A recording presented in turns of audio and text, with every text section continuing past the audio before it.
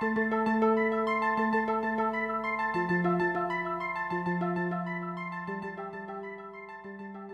merci d'être là. Donc moi, c'est la première fois que je parle comme ça de tout le processus de fabrication d'un de mes films. Donc c'est assez particulier pour moi de ça. Mais déjà, je voulais remercier le festival de nous avoir invités, puisque le court-métrage était donc en compétition l'année dernière au festival, et malheureusement, c'était donc en ligne. Alors que ça avait toujours été un rêve pour moi de venir à Gérardmer. Donc maintenant, être ici physiquement dans le froid et la neige, ça me fait grand plaisir. Donc voilà, merci pour ça. Alors, on va commencer tout de suite, parce que j'imagine que la grande majorité des gens n'ont pas vu le film, par mettre. Et on va vous mettre le tout premier petit teaser qu'on a fait du film. Ça vous donne une petite idée de l'ambiance du truc. Et puis après, on vous parlera de comment on y est arrivé. Bon, Hélène. Écoute, Hélène, je suis du mal avec ce qui se passe. J'aimerais qu'on arrête. Hélène, dans la vie, des fois, dans la mort, Hélène, il faut qu'on parle.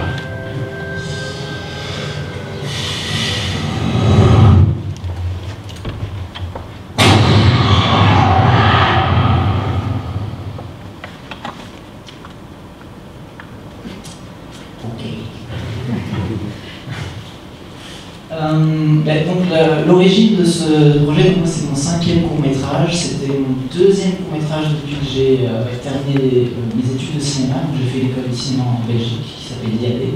Et dans cette école-là, j'ai eu la chance de travailler avec de rencontrer un professeur qui est aussi réalisateur, qui s'appelle Benoît Mariage, et qui est produit par Michael, ici présent. Et donc il a eu la gentillesse de me présenter à Michael.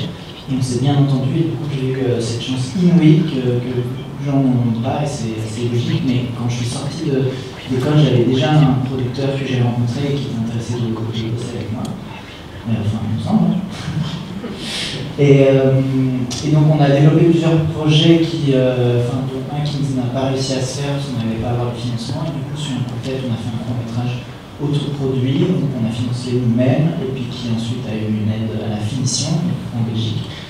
Et ensuite on s'est attelé à ce court-métrage-là qui était beaucoup plus ambitieux, et qui à la base en fait était une histoire dans un film à sketch. Je voulais faire un film à sketch sur plusieurs histoires de rupture. Et en fait, cette histoire-là me touchait tellement, et que je me suis dit, j'aime tellement ces personnages, j'aime tellement cette histoire. En plus de ça, on sentait qu'on avait encore besoin de, enfin moi en tout cas, de faire un court-métrage, parce que Michael produit déjà beaucoup de noms, mais moi j'avais besoin d'encore un court-métrage avant de faire mes preuves, avant de passer au nom. Et donc je me suis focalisé vraiment sur l'histoire que je préférais de ce truc-là, qui en plus c'est celle qui m'était la plus intime, parce qu'elle m'inspirait par du vécu, etc. Et donc on a développé ce court-métrage-là. L'écriture a été assez rapide finalement. Je me suis un peu forcé à venir au bureau de production tous les jours. Donc pareil, c'est encore une chance de pouvoir être accueilli là, dans un endroit où je pouvais travailler quotidiennement. Donc tous les jours je venais à pied, je faisais 1h30 de marche pour arriver au bureau, et du coup quand j'arrivais, j'avais des choses à écrire. Et si j'avais rien à écrire, je partais, parce que moi être coincé devant un ordinateur ça me bloque, donc c'est pour ça que j'ai besoin de marcher et de me déplacer. Et donc ça s'écrit relativement vite après, parce que l'idée je l'avais eu il y a longtemps.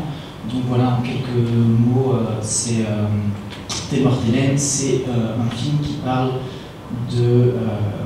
d'à quel point c'est effrayant de dire au revoir aux gens qu'on aime. Donc c'est une histoire sur le deuil au sens large, sur la séparation.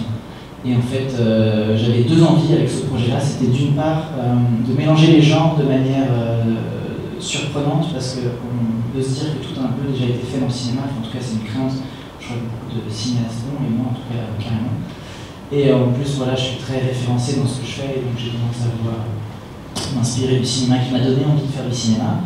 Et donc moi, ma manière de dire, ok, comment je peux faire du cinéma dans l'air du temps, faire quelque chose d'original, c'est comment utiliser ces vieilles recettes-là, ces vieux ingrédients-là, mais les mélanger de manière surprenante, un peu comme on voit depuis déjà plusieurs années, depuis déjà un bon bout de temps dans le cinéma coréen, où ils ont cette approche vraiment dans une même histoire, mélanger d'une scène à l'autre, d'un coup une scène hyper naturaliste et intimiste, un moment hyper drôle qui va presque dans le slapstick, de la comédie visuelle, et puis la seconde d'après on est dans l'horreur. Enfin, Bong Joon-ho c'est vraiment un maître là-dedans, et j'ai l'impression que c'est vraiment ça, je trouve, le cinéma qui est excitant et tout. Et donc j'avais cette envie-là, et j'avais l'envie de parler de la fin d'une histoire d'amour. Et donc ces deux idées se sont parfaitement rencontrées sur ce projet, parce que du coup le film est un peu structuré sur les grosses étapes de deuil, c'est un peu comme ça que j'ai construit le scénario. Et donc ça commence avec la partie du... pardon, je me rends compte, peut-être mieux pitcher juste le film lui-même. Donc c'est l'histoire de Maxime, qui est donc un jeune homme qui a des problèmes dans son couple, parce qu'en fait ça fait maintenant 1 an à peu près qu'il sort avec Hélène depuis qu'elle est décédée. Donc en fait il sort avec un fantôme et il ne sait pas qui elle pour lui. Un jour il va décider de lui dire de rompre avec elle et elle va pas être d'accord avec cette décision, elle a décidé de le hanter et lui faire vivre un enfer. Et donc le film, comme je disais, est structuré grosso modo sur les grandes étapes de deuil. Donc on a le déni, la colère, l'acceptation, puisqu'il y a plein d'autres femmes, mais c'est un peu les plus grands.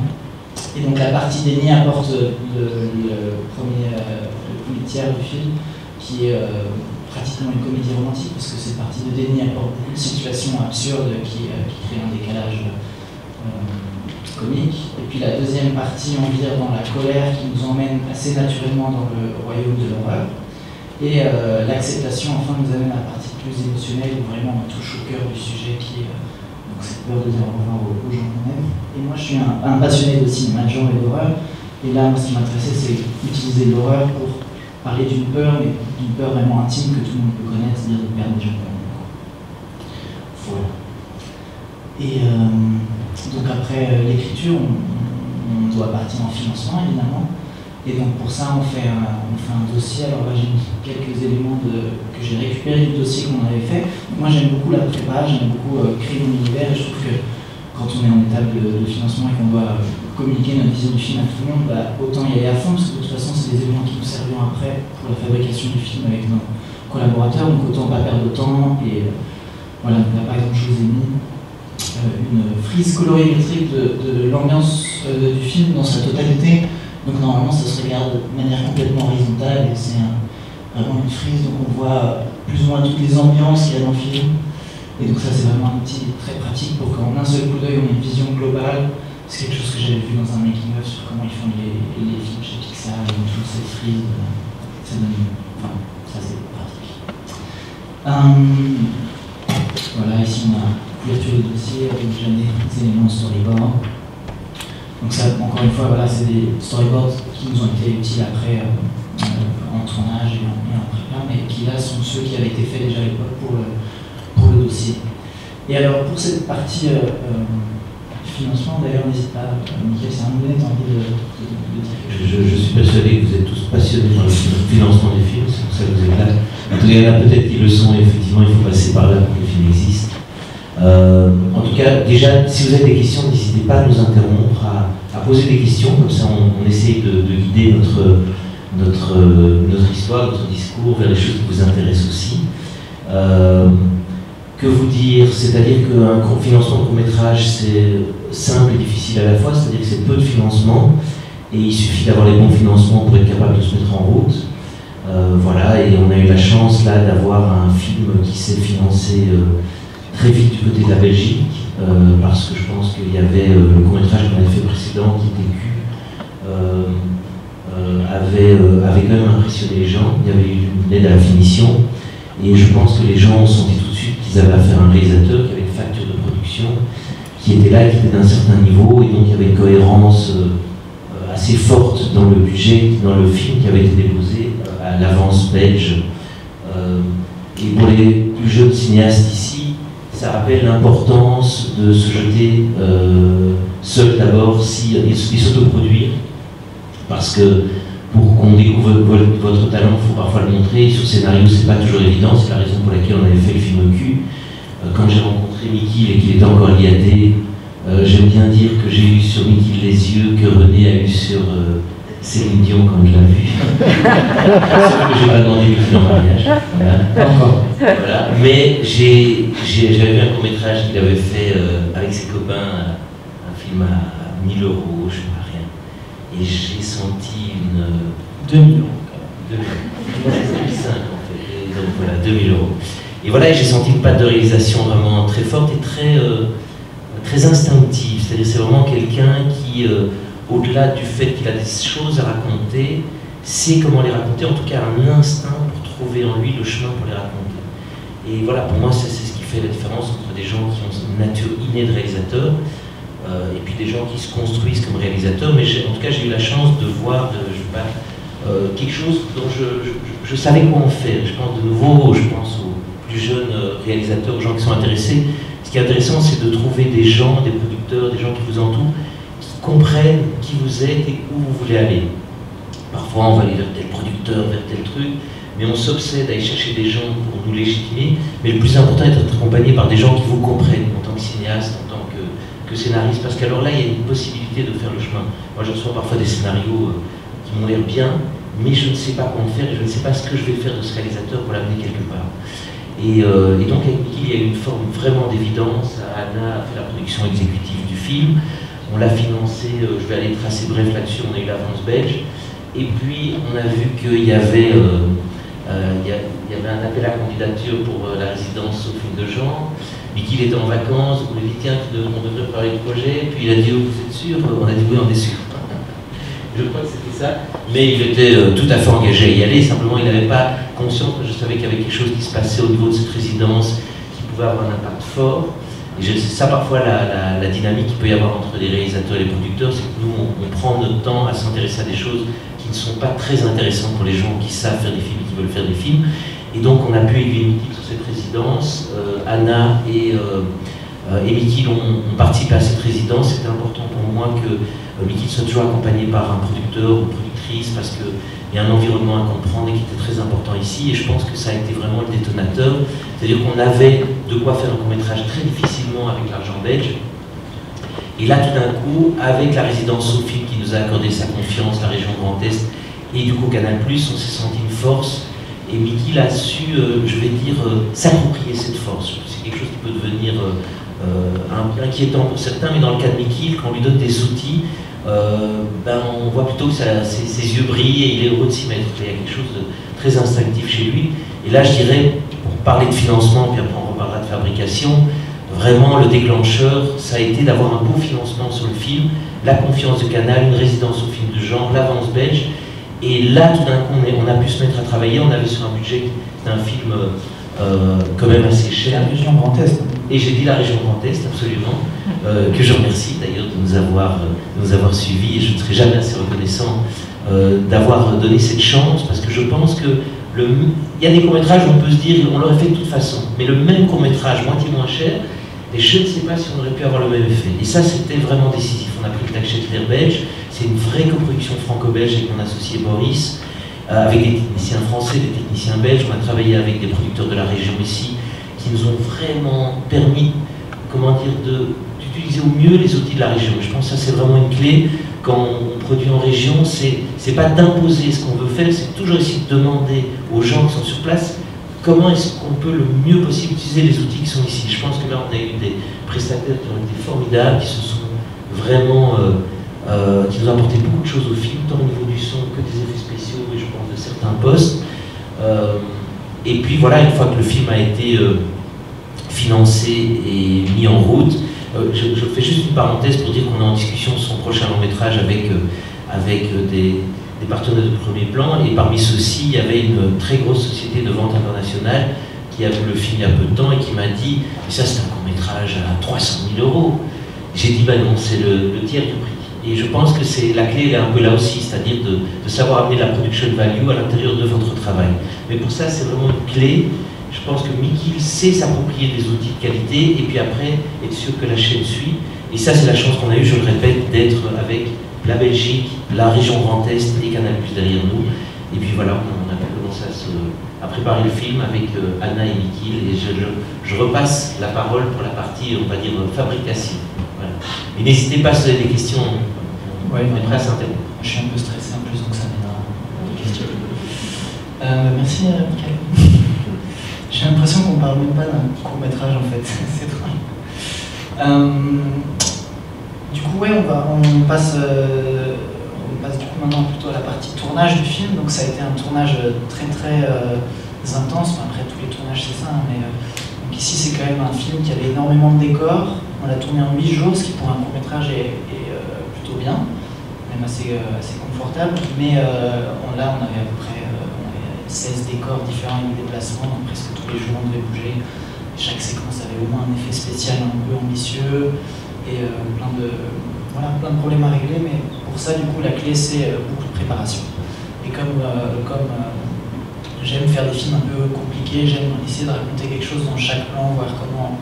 Voilà, j'ai envie de toujours être le plus généreux possible parce que c'est ce qui m'amuse aussi et que j'ai cette angoisse à chaque seconde que le spectateur va s'ennuyer, donc j'ai envie que dans chaque image il se passe plein de choses, qu'il y ait une idée, qu'il y ait quelque chose, et donc ça demande évidemment beaucoup de prépa si on veut arriver sur le plateau et pouvoir tourner sans perdre trop de temps, parce que de toute façon on va en perdre. Et voilà, et alors là je vais vous montrer une petite vidéo, je ne sais pas encore exactement laquelle c'est, mais je crois que c'est celle qui parle du maquillage VFX qu'on a fait sur le film.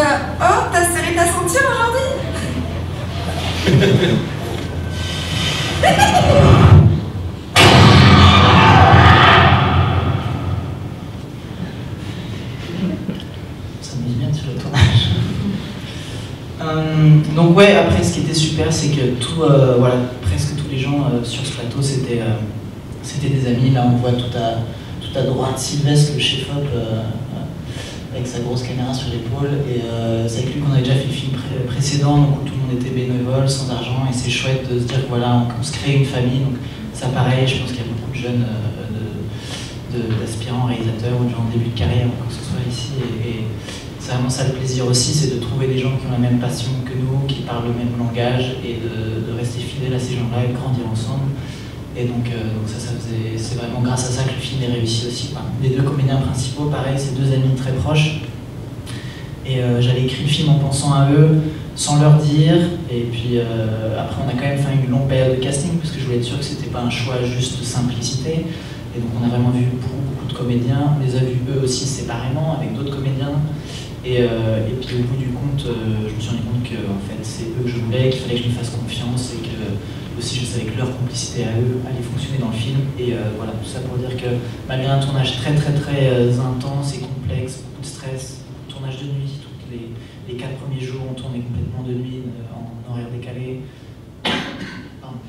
beaucoup de décors comme je disais avant. Donc, le fait d'avoir une équipe qui croit en nous, qui croit au projet, qui est là pour les bonnes raisons, ça change tout. Je crois qu'il y a un petit aperçu du tournage après, si je me trompe. Oui, voilà. Donc là, on voit par exemple, ça c'est l'une des scènes les plus ambitieuses du film, où on avait plus de trucs le même jour. Donc on a un rail de travelling dans une pente, vous avez vu la machine à fumer, on mouille le sol pour l'image, un faux bras en latex. En fait, le film, Ah oui, non, mais ça n'a rien à dire.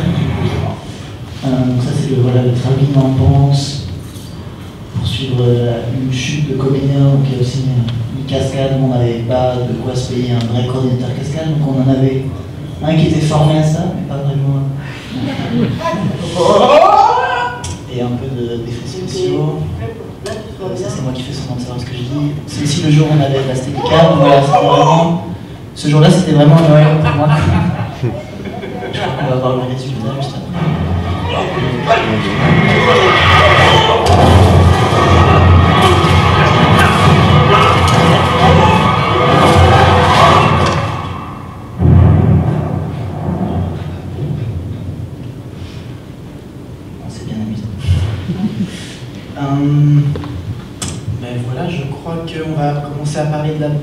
post-production maintenant, si je ne me trompe pas.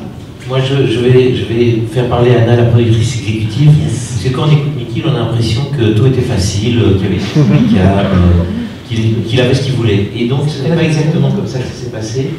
Et je pense qu'il y a eu un travail, peut-être que Anna peut essayer de résumer, ou en tout cas de raconter en quelques mots ce travail de production exécutive qu'elle a fait, et qui nous a permis de tourner en 8 jours un film dont effectivement, c'est beaucoup de jours de tournage pour un court-métrage, et en même temps, pour ce film-ci qui fait 24 minutes, et qui donne l'impression d'avoir beaucoup plus de moyens. Je pense que c'est vraiment là que se joue le travail de production et de lien qui doit y avoir très fort et d'interaction entre la production et la réalisation. Et je pense que Anna et Mickey ont très bien travaillé ensemble, c'est-à-dire que Mickey écoute très bien tant qu'il a ce qu'il veut. Quand il n'a pas ce qu'il veut, Anna, moi je ne détecte pas, mais Anna détecte comment il est physiquement. Et là, à partir de là, il sait qu'elle doit agir parce qu'il va falloir trouver une solution. Et peut-être qu'Anna peut résumer Oui, comme, voilà, comme il disait, là, un court-métrage, c'est 400 jours de tournage. Le scénario de Mickey, je pense qu'on pourrait très bien faire 3 semaines de tournage si on faisait exactement comme c'était écrit. Et donc on a trouvé un compromis à 8 jours de tournage. Mickey a dû réécrire un peu, et puis surtout on a dû être créatif et avoir une équipe que soutenait surtout Mickey. C'était des amis avec qui on avait déjà travaillé le court-métrage précédent. Et surtout, il a fallu être créatif, trouver des solutions tout le temps. Par exemple, le fait qu'on est venu à la résidence Sophie nous a permis de rencontrer des partenaires et une productrice sur place. On a très vite commencé à discuter des VFX, voir aussi des plans vraiment difficiles qu'on devrait avoir en conseil, pouvoir cibler tout ce plan et donner le temps à Mickey de bien les tourner, faire venir. Donc c'était la société Citroën Studio qui avait fait les VFX. Ils sont venus sur place pour une journée parce que c'était tellement difficile. Et pour gagner du temps, il fallait avoir un superviseur de VFX. Le fait qu'on avait aussi, donc comme c'était 8 jours sur 2 semaines, Mickey gardait la caméra chez lui et non officiellement on partait faire des petits plans dans la rue. Et tout ça, donc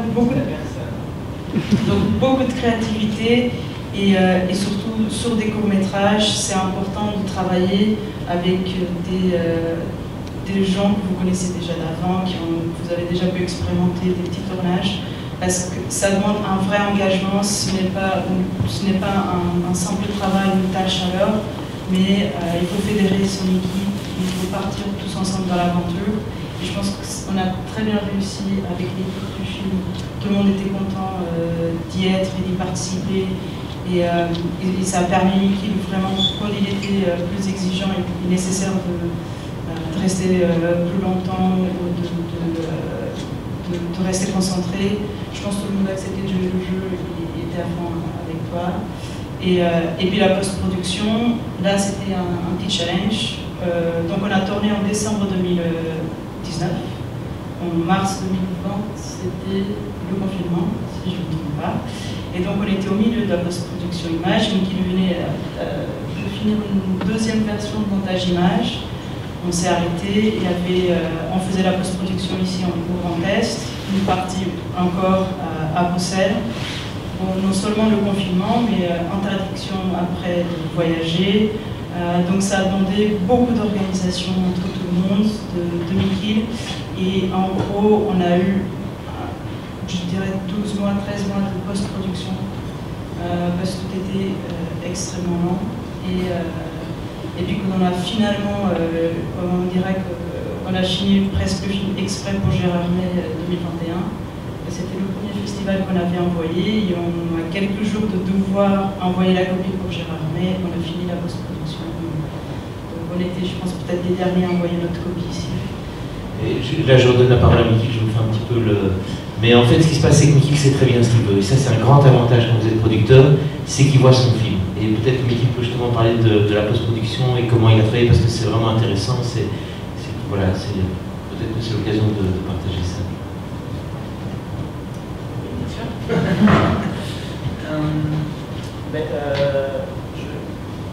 Ouais, c'est-à-dire que pareil, le monteur du film, c'était la personne avec qui j'ai fait le film précédent. Et donc c'est quelqu'un en qui j'avais une grande confiance également. Et voilà, c'était un film très, très précis, donc on a pris le temps. Heureusement, comme disait Anna, le montage d'image était quand même pratiquement fini quand le confinement arrivait. Ce qui a surtout posé problème, c'était effectivement les échanges avec la région Grand Est qui nous ont pas mal ralenti.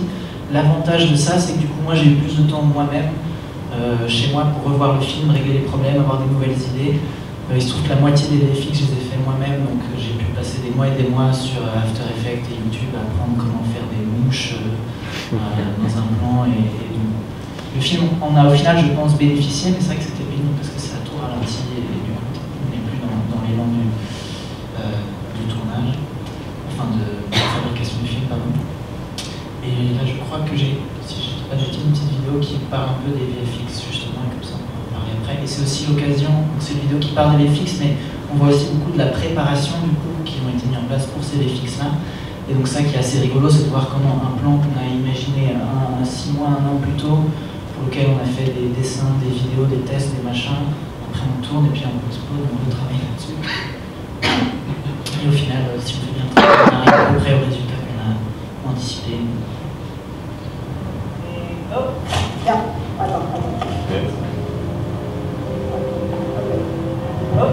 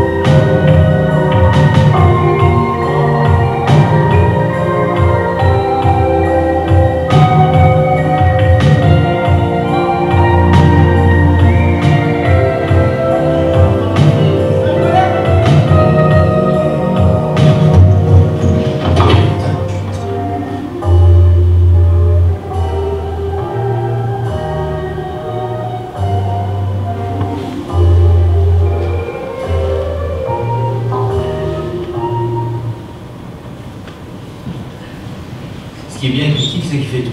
Il écrit le film, il tourne le film, il fait tout, et puis à la fin, il fait le making-of du film. Il y a un truc que je voulais dire quand même au passage, c'est que tous les films et toutes les manières de travailler sont différentes. Évidemment, chaque projet ne nécessite pas un tel degré de préparation et minutie, il y a beaucoup de choses qui peuvent se jouer de manière beaucoup plus libre et en impro, etc. Là, ça dépend du scénario. Et même dans ce film-ci, il y a beaucoup de scènes qui étaient délibérément pas du tout préparées, enfin, qui avaient un découpage théorique, etc. Mais l'idée étant de jouer entre un film très codifié et en même temps un film très naturaliste où les acteurs peuvent s'amuser, improviser, etc. Et donc voilà, tous les projets ne demandent pas ça, mais si on veut faire des effets spéciaux, si on veut raconter des histoires avec ces degrés-là de complexité visuelle, il faut faire le travail qui va avec. Et donc au passage, donc moi j'ai fait une grande partie des VFX quand même, mais tous les trucs vraiment compliqués, genre le miroir en 3D qui explose, le tunnel de métro en 3D aussi, sur lequel là on voit pas bien parce que c'est un peu sombre et comme la salle est allumée. Ces plans-là ont été faits à Metz par la société C3N Studio qui a fait un super. Voilà. Et du coup, une fois que le film est terminé et qu'on ne sait plus trop quoi en penser, malgré les visions tests qu'on fait, parce qu'il y a toujours on invite 2-3 personnes pour regarder, pour retoucher. Le secret, c'est au bout d'un moment, quand on commence à avoir des avis trop divergents, ça veut dire qu'il faut s'arrêter.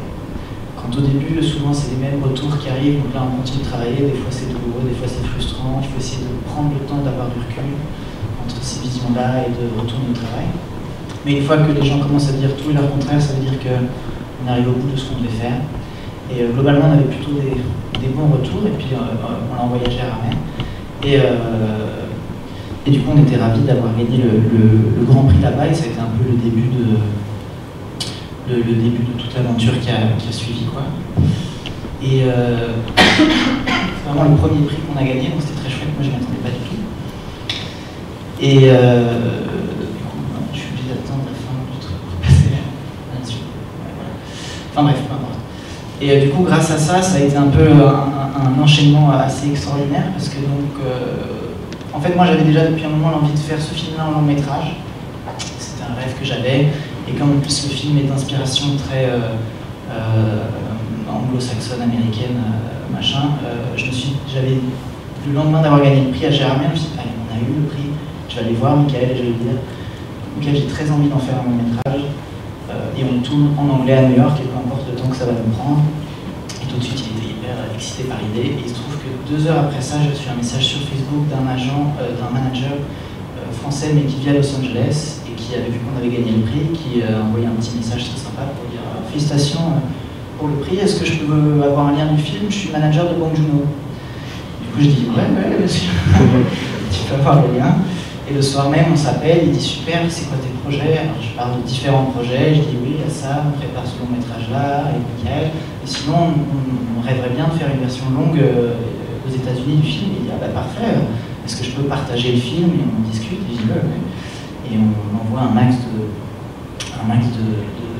boîtes de prod américaines, on commence à faire plein de rendez-vous.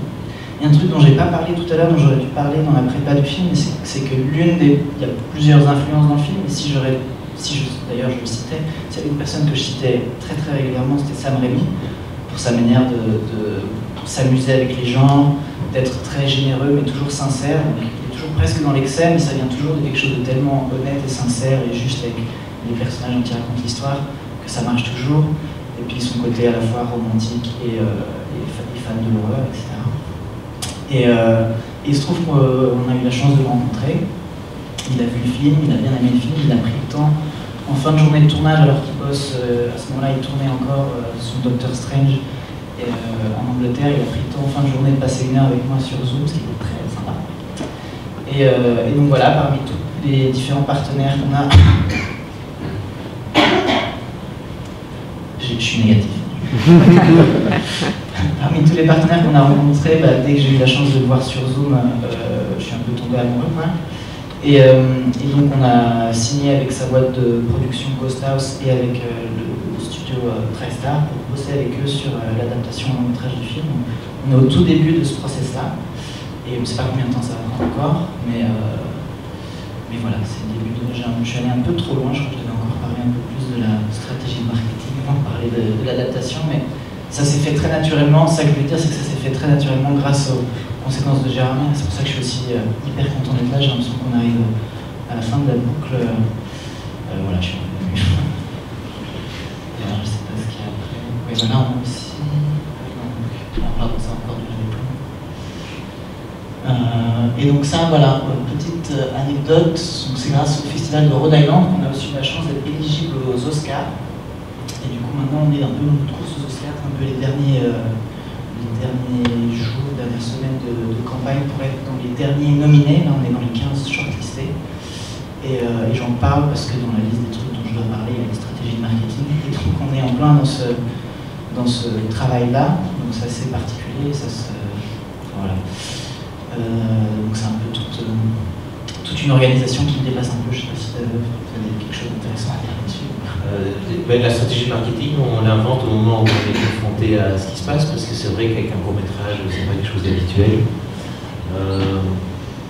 Mais voilà, c'est surtout une très très belle histoire. C'est l'histoire d'un jeune cinéaste passionné par son médium, qui a la chance de pouvoir s'exprimer en racontant une histoire qui le tenait vraiment à cœur, qui a réussi à y mettre beaucoup de sincérité, d'intégrité.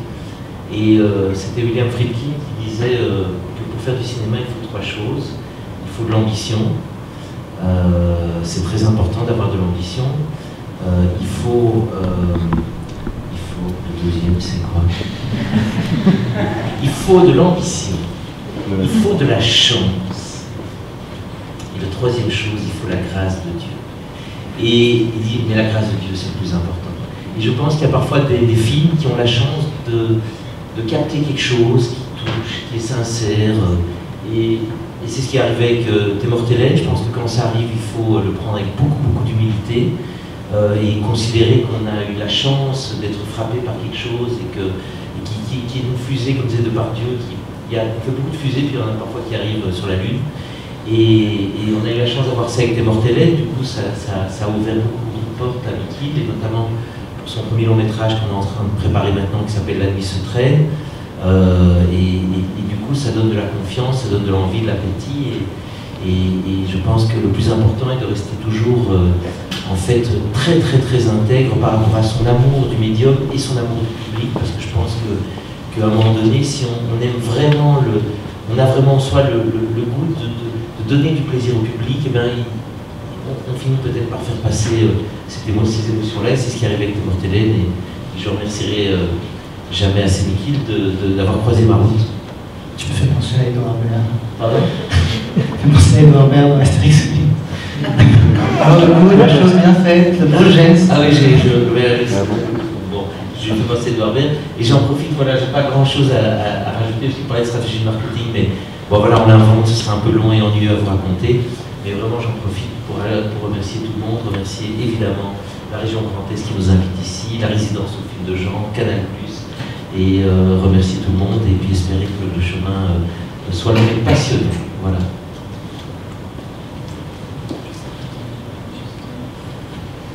Je crois que si je ne me trompe pas, donc en gros, on arrive un peu à la fin, et j'espère que vous aurez des questions, alors ce sera la fin du truc, mais si je ne me trompe pas, il y a encore la dernière bande-annonce qu'on a fait.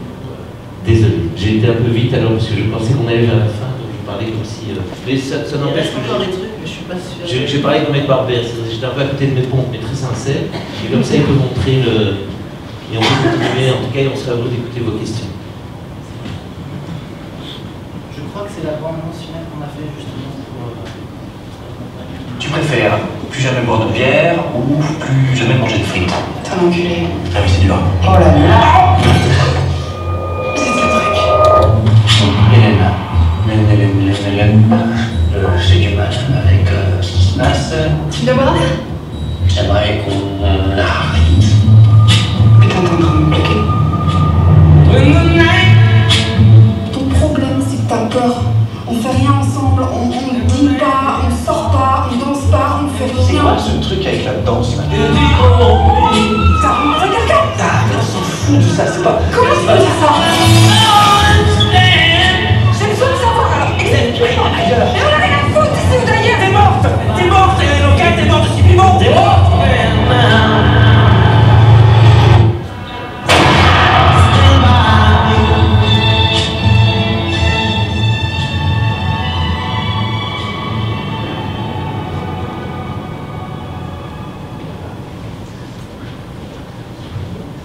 Fait par Mikil.